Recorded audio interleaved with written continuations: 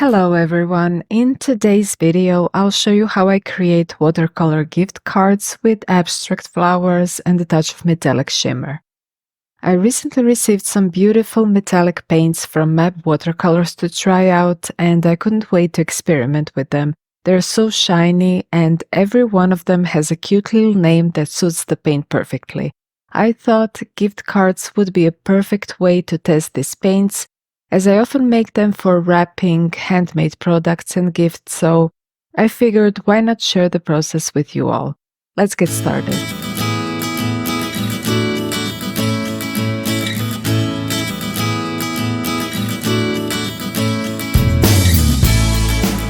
I bought these round papers for a small price, thinking they'd be useful. Since they're not cotton paper, they didn't work well for my usual illustrations. Instead, I used them for color tests, eventually becoming gift tags and artistic cards for customers.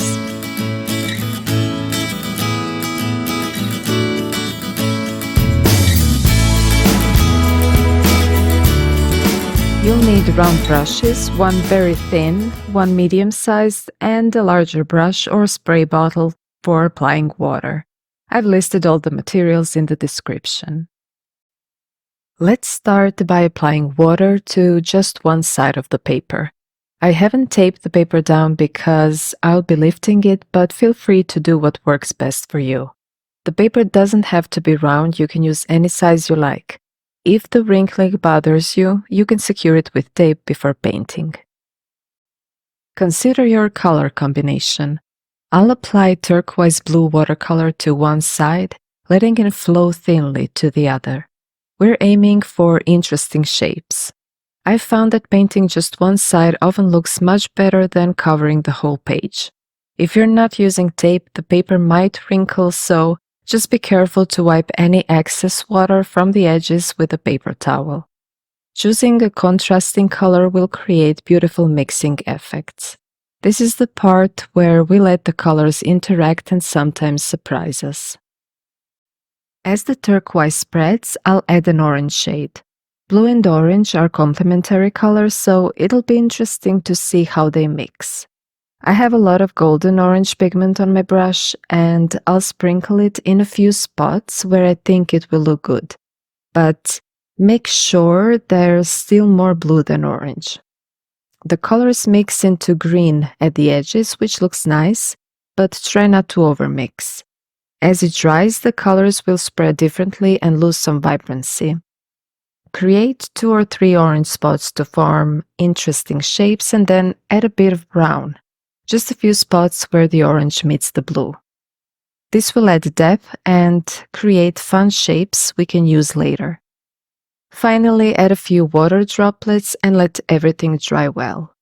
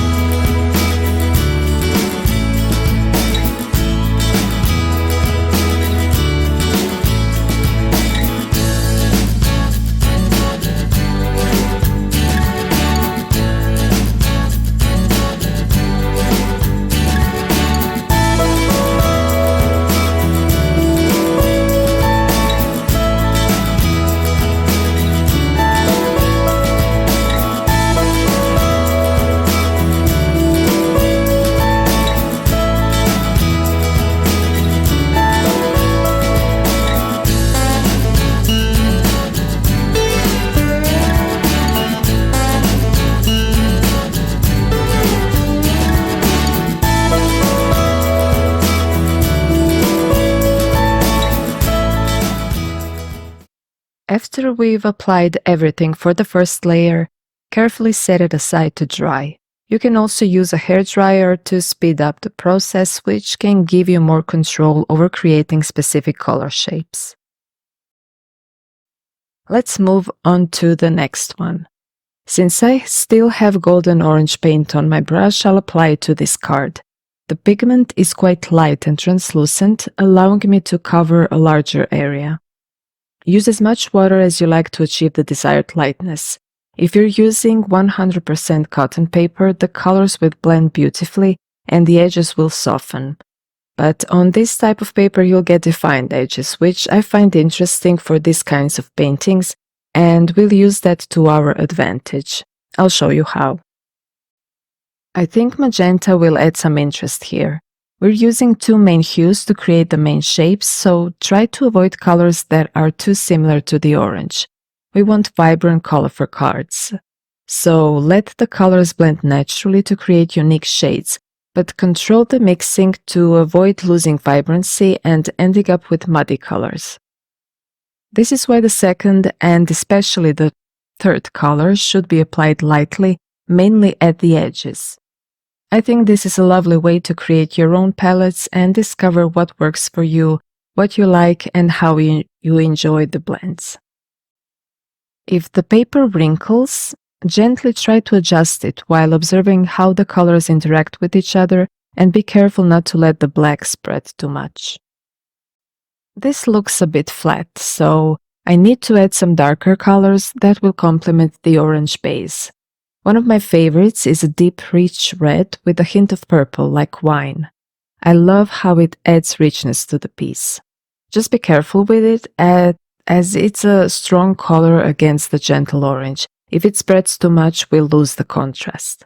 Instead of splashing it randomly, think about the composition and add a spot where you think it will look lovely. There's something fun about this card. I didn't realize while painting that a very creepy face would start to emerge. I don't know if you can see it forming, but it's almost like a spooky surprise that will haunt me later. So let's just finish this first layer by applying some already used colors to a few spots and then letting it dry.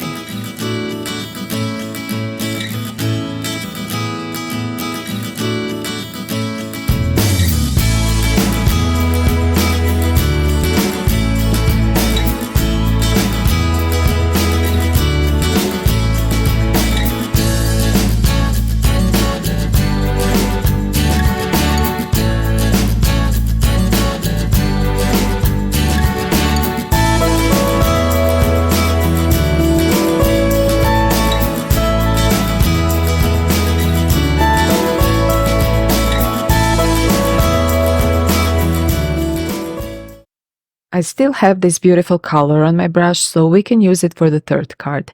I'll try to add more color on one side and let the water do its magic towards the other side. I love how the orange works with this combination, but I'm also going to add some vibrant yellow.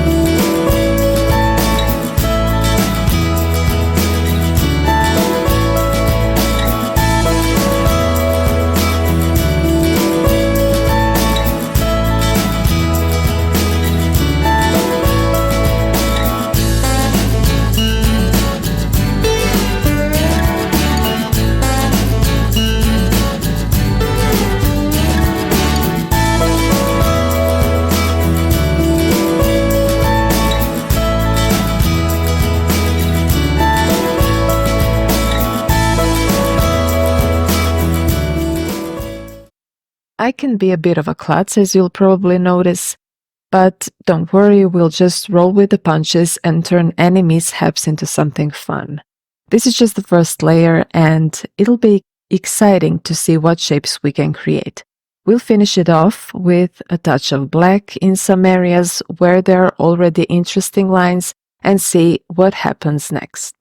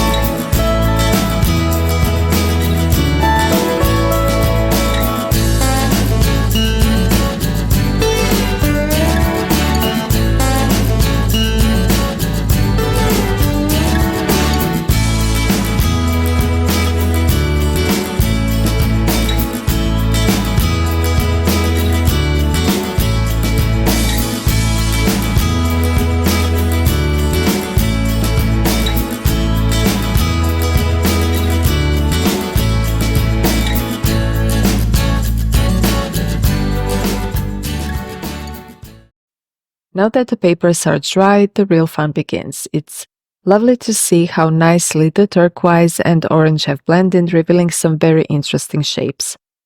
The trick for the second layer is to find anything interesting, a lovely shape that reminds you of something you can use, so we don't have to do too much drawing. For example, I immediately see the small brown and black spots that remind me of small flowers in a meadow. So let's grab some dark brown or black and add a few stems and leaves to see how it looks.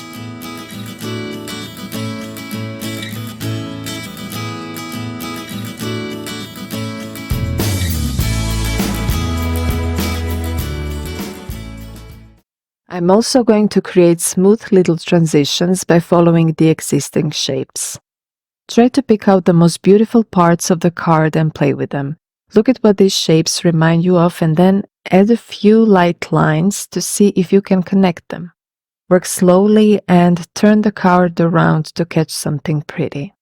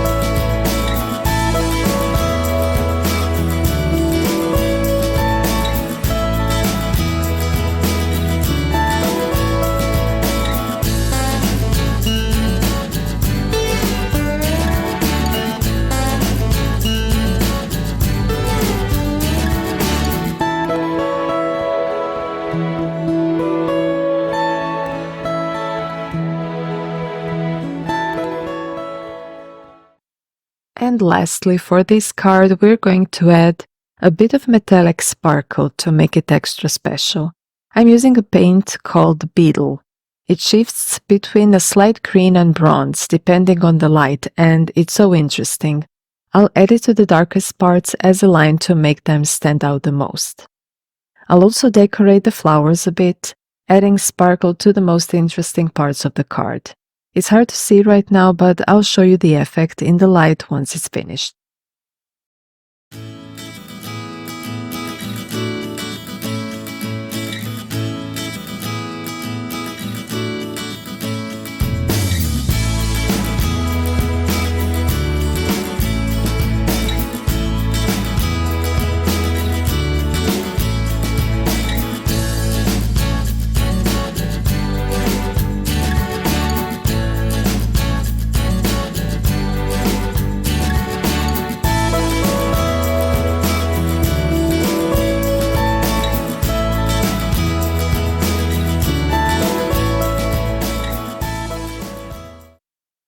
This next card really spooked me when I saw the face. It was so creepy that I knew I had to cover it up, so I turned it over and saw an opportunity for 2 flowers instead. The idea is to add just a few lines, but I also want to give it a bit more vibrancy. When I go over with black, I also fix any lines that look uneven or bumpy while still keeping them flowing smoothly. I try to make the lines blend in seamlessly. First, I use the dry on dry technique, then I clean the brush, touch the paint, and let the pigment fade away. I'll also try adding a bit more metallic paint to see how it looks when I go over some parts again.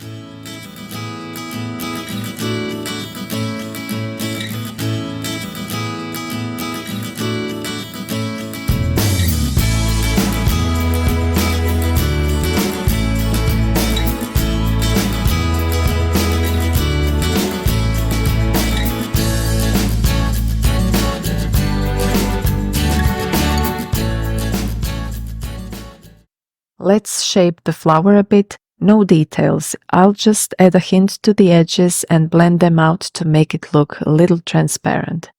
We also need to check if any parts are missing some color for the composition and then make the final touches.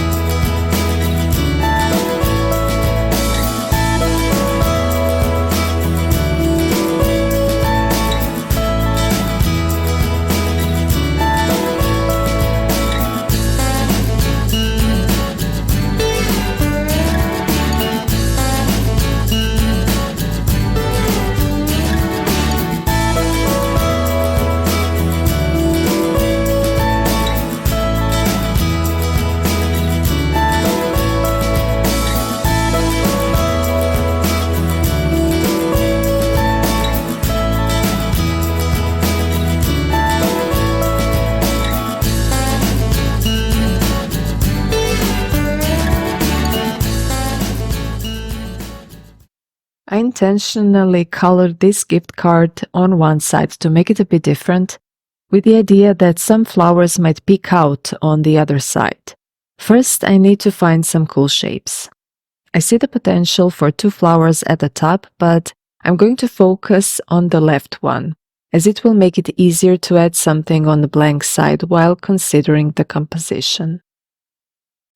You don't need to create the most amazing flower. Just focus on making shapes that complement the surrounding lines and let your creativity flow.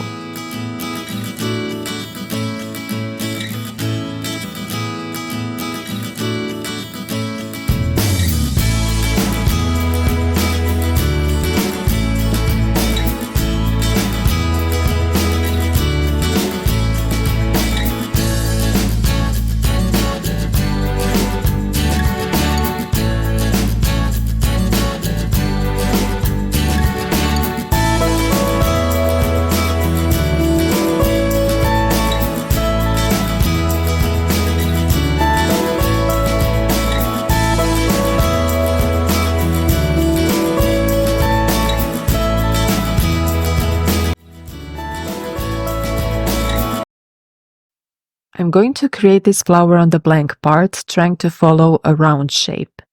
So it's leaning toward the white side of the gift card. I always leave a bit of space blank on one side because I like the look of it. If we're making gift cards or tags, someone might want to write a little note here, or just leaving it blank adds an interesting touch.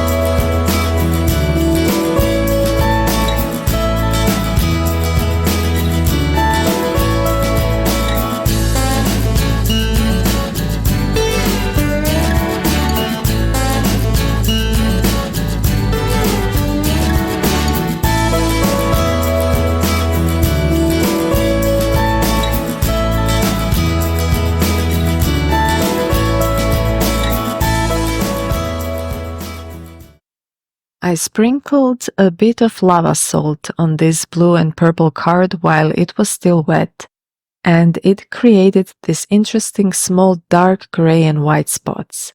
Now I see tiny little flowers that I want to bring together. I recommend not overpainting them, something I ended up doing on this card. I put too much in one area and I think it would have looked better if I had arranged it differently, picking just a few spots. I also found a cute little heart shape on the card and decided to use that as well.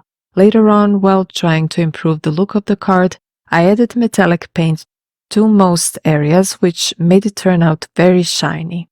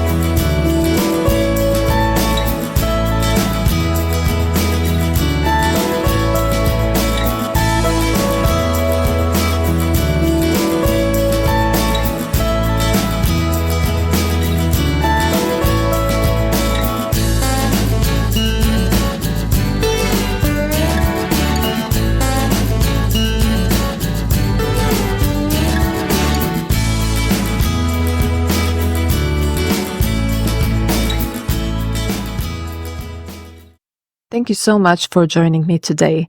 I hope you had fun creating these gift cards with me. They're such a wonderful way to add a personal touch to your gifts, make unique tags for your business, or simply you can practice your watercolor skills while experimenting with colors and blends.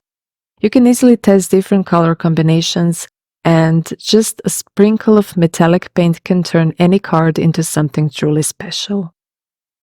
Remember that this style of painting can also be a great way to decorate your watercolor journal or even create a playful standalone artwork. The key is to have fun, let the colors flow, and see where your creativity takes you.